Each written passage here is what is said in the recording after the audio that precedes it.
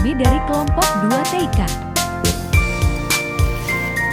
Pangan adalah salah satu kebutuhan dasar manusia atau basic need, dan pangan adalah salah satu hak dasar manusia atau basic right. Pentingnya ketahanan pangan telah lama disadari oleh pemerintah Indonesia yang tertuang dalam Undang-Undang Dasar 1946 nomor 7 tentang pangan, yang berisi tentang ketahanan pangan sebagai suatu kondisi yang terpenuhnya pangan bagi setiap rumah tangga yang tercermin dari tersedianya pangan yang cukup, baik dari jumlah, mutu, aman, merata, dan terjangkau.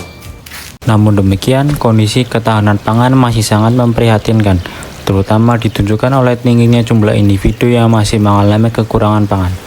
Hal ini antara lain disebabkan oleh kurangnya pemberdayaan industri pangan penghasil nilai tambah berbasis lokal. Karena itu menjadi sangat penting untuk mengembangkan konsep dan program kemandirian pangan, di mana kontribusi sumber daya lokal, tingkat keanekaragaman, ketergantungan impor pangan, dan ingredient pangan merupakan indikator yang sama pentingnya dengan indikator ketahanan pangan, yaitu kesehatan dan keaktifan individu. Teknologi pangan mempunyai peranan penting dalam pengembangan keanekaragaman pangan, khususnya di tingkat industri. Industrialisasi pangan lokal yang harus dilakukan dengan mengkreasikan nilai tambah sedemikian rupa sehingga produk yang dihasilkan mempunyai nilai lebih. Untuk bisa memberikan apresiasi mengenai betapa pentingnya peranan teknologi pangan, perlu memahami ciri-ciri produk pangan hasil pertanian. Umumnya produk-produk hasil pertanian bersifat musiman, mempunyai mutu beragam, mudah rusak, dan mempunyai khas lokal. Untuk memahami, menguasai, dan mengembangkan pengetahuan dan teknologi pangan yang sesuai, memerlukan pemahaman mengenai ciri khas yang dimiliki masyarakat setempat. Terlihat bahwa peranan teknologi sangat diperlukan untuk upaya peningkatan ketersediaan pangan tersebut. Teknologi yang memegang peranan terpenting adalah teknologi pangan. Teknologi pangan terutama teknologi penanganan bahan hasil pertanian, teknologi penyimpanan, teknologi pengolahan, teknologi pengemasan, teknologi distribusi, dan lain-lain. Di negara kita tercinta Indonesia, perlu memanfaatkan momentum otonomi daerah untuk membangun kemandirian pangan nasional ini.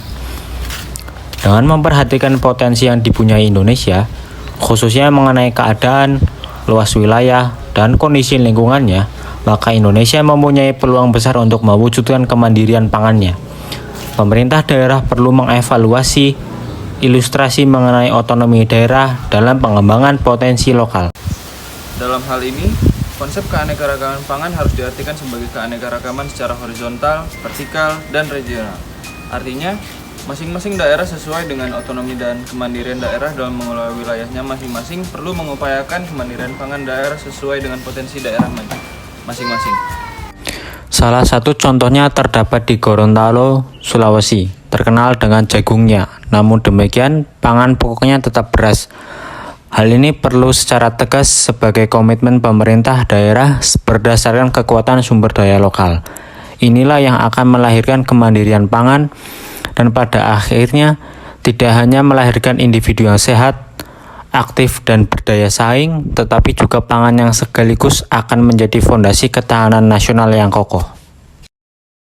Terlihat bahwa teknologi pangan mempunyai peran strategis dalam upaya pengembangan kemandirian pangan, yaitu sistem ketahanan pangan berbasis sumber daya lokal, khususnya melalui pengembangan industri penghasil nilai tambah, dalam hal ini industri aneka ragam pangan berbasis potensi lokal.